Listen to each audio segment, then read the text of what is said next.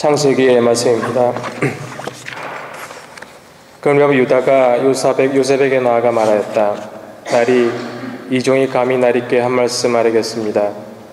나리께서는 파라오와 같으신 분이시니 이 종에게 노여하지 마십시오. 나리께서 이 종들에게 아버지나 아우가 있느냐 물으시기에 저희가 나리께 대답하였습니다. 저희에게 늙은 아버지가 있고 그가 늙음하게 얻은 막내가 있습니다. 그의 형은 죽고 그의 어머니 아들로는 그 애밖에 남지 않아 아버지가 그 애를 사랑합니다. 그러자 나리께서는 그 아이를 나에게 데리고 내려오너라. 내 눈으로 그를 보아야겠다. 너희 막내 아우가 함께 내려오지 않으면 너희는 다시 내 얼굴을 볼 수 없다. 하고 이 종들에게 말씀하셨습니다. 그래서 저희가 나리의 종인 저희 아버지에게 올라갔을 때 나리의 말씀을 아버지에게 전하였습니다. 그 뒤에 저희 아버지가 다시 가서 양식을 좀 사오너라 하였지만 저희는 이렇게 대답하였습니다. 저희는 내려갈 수 없습니다. 막내 아우가 함께 가야 저희가 내려갈 수 있습니다. 막내 아우가 저희와 함께 가지 않으면 저희는 그 어른의 얼굴을 뵐 수 없습니다. 그랬더니 나리의 종인 저희 아버지가 저희에게 이렇게 말하였습니다. 내 아내가 나에게 아들 둘을 낳아 주었다는 것을 너희도 알지 않느냐? 그런데 한 아이는 나를 떠났다. 나는 그 애가 찢겨 죽은 것이 틀림없다고 말하였고 사실 나는 지금까지도 그 아이를 다시 보지 못하였다. 그런데 너희가 이 아이마저 나에게서 데려갔다가 무슨 변이라도 당하게 되면 너희는 이렇게 백발이 성성한 나를 비통해하며 저승으로 내려가게 하고야 말 것이다. 요셉은 자기 곁에 서 있는 모든 이들 앞에서 더 이상 자신을 억제하지 못하고 모두들 물러가게 하여라 하고 외쳤다. 그래서 요셉이 형제들에게 자신을 밝힐 때 그 곁에는 아무도 없었다. 요셉이 목 놓아 울자 그 소리가 이집트 사람들에게 들리고 파라오의 궁궐에도 들렸다. 요셉이 형제들에게 말하였다. 내가 요셉입니다. 아버지께서는 아직 살아계십니까? 그러나 형제들은 요셉 앞에서 너무나 놀라 그에게 대답할 수가 없었다. 그래서 요셉은 형제들에게 나에게 가까이 오십시오 하고서는 그들이 가까이 오자 다시 말하였다. 내가 형님들의 아우 요셉입니다. 형님들이 이집트로 팔아넘긴 그 아우입니다. 그러나 이제는 저를 이곳으로 팔아넘겼다고 해서 괴로워하지도 자신에게 화를 내지도 마십시오. 우리 목숨을 살리시려고 하느님께서는 나를 여러분보다 앞서 보내신 것입니다.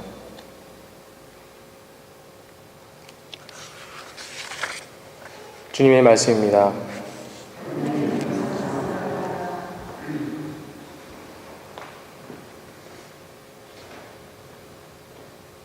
주님이 이루신 기적을 기억하여라. 그 땅에 기근을 불러일으켜 양식을 모두 끊으셨을 때 한 사람을 그들 앞에 보내셨으니 종으로 팔려간 요셉이라네. 사람들이 그의 발에 족쇄를 채우고 목에는 쇠사슬을 올가매었네. 마침내 그의 말이 들어맞아서 주님 말씀이 그를 보증하셨네. 임금이 사람을 보내 그를 풀어주고 민족들의 통치자가 그를 놓아주었네. 그를 왕궁의 주인으로 내세워 모든 재산을 다스리게 하였네.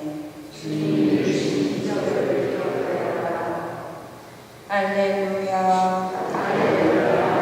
하느님 나라가 가까이 왔다. 회개하고 복음을 믿어라. 할렐루야.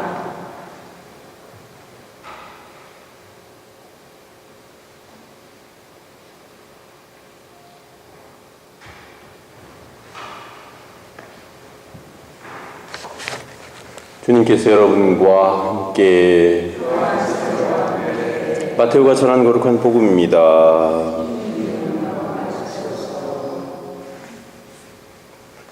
그때 예수님께서 사도들에게 말씀하셨다. 가서 하늘나라가 가까이 왔다. 하고 선포하여라. 앓는 이들을 고쳐주고 죽은 이들을 일으켜 주어라. 나병 환자들을 깨끗하게 해주고 마귀들을 쫓아내어라. 너희가 거저받았으니 거저 주어라. 전대에 금도 은도 구리돈도 지니지 마라.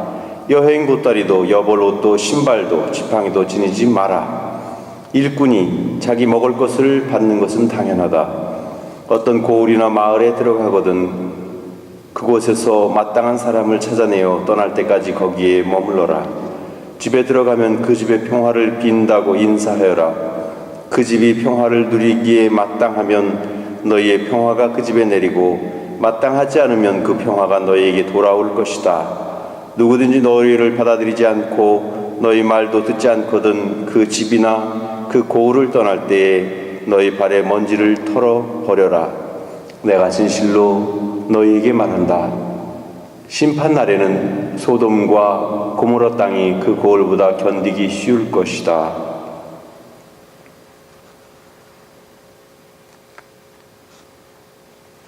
주님의 말씀입니다.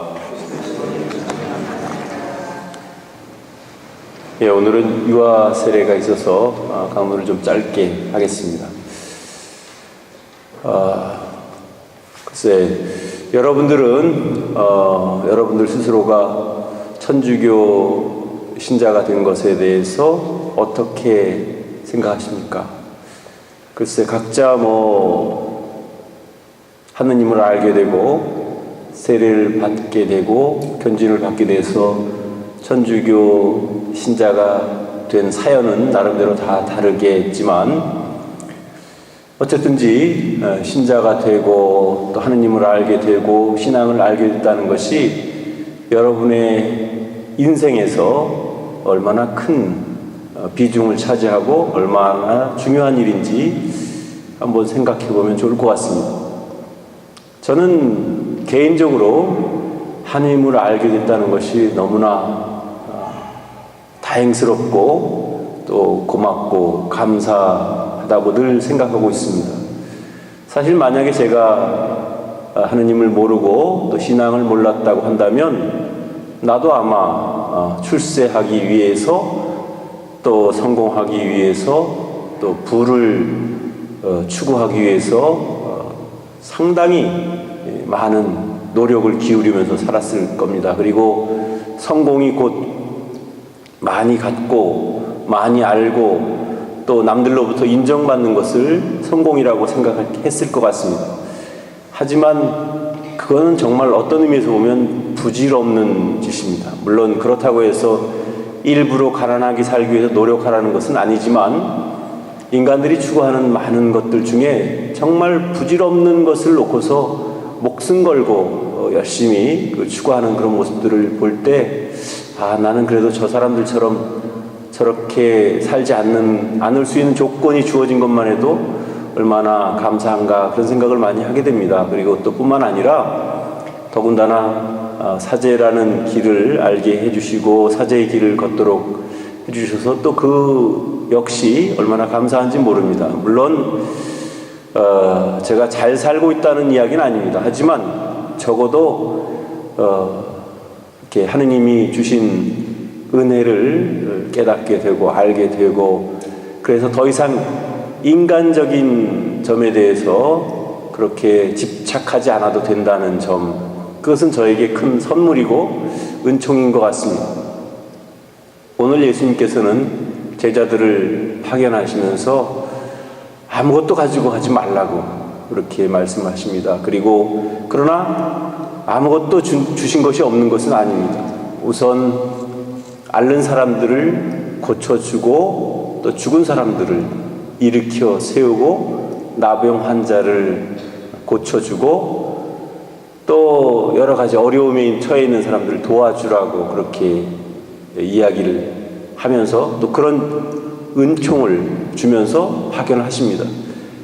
그러니까 어떤 면에서 보면 우리가 물질적으로 가질 수 있는 것 그것이 축복이 아니고 오히려 주님의 은총을 또 주님께서 함께 하신다는 그 사실이 우리에게 소중한 선물이고 또 거기에서 의지해서 그 힘으로 또 그 능력으로 살아갈 수 있다는 것이 우리에게는 얼마나 고마운 일인지 모릅니다. 그래서 우리가 사실은 신앙인들 중에도 때때로 천주교 신자가 된 것에 대해서 얼마나 고마움을 느끼고 또 얼마나 감사하는 마음을 가지고 살까 그런 생각할 때 때때로는 회의적인 생각이 들 때도 있습니다. 저 사람들은 신앙이 기쁨이 아니고 또 신앙이 삶의 어떤 핵심이 아니고 그저 그냥 마음이 허젓해서 혹은 또 뭔가 좀 청할 것이 있어서 혹은 뭐가 잘 됐으면 좋겠다는 마음으로 신앙생활을 하고 있는 것은 아닌가 하는 그런 의심이 들 때도 있습니다. 하지만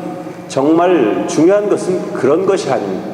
적어도 내가 어떻게 살아야 될지, 어떤 방향으로 나아가야 될지 그런 것들을 내가 알게 됐고, 그래서 비록 그것을 그대로 다 살지는 못하지만 그래도 무엇이 옳고 그른지에 대한 나 나름대로의 확신과 인생의 방향을 제대로 잡아떼는 것만으로도 정말 큰 소득이고 또 축복인 것 같습니다.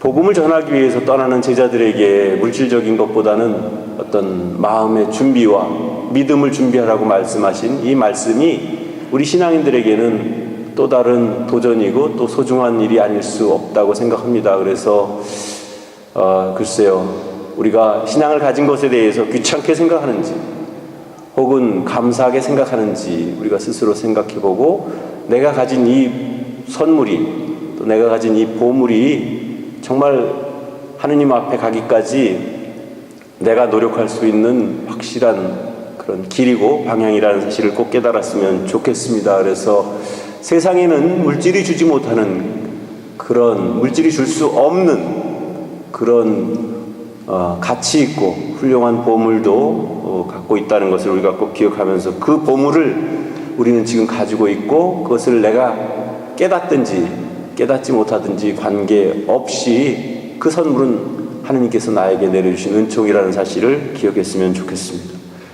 그러면 이어서 유아 세례를 거행하도록 하겠습니다.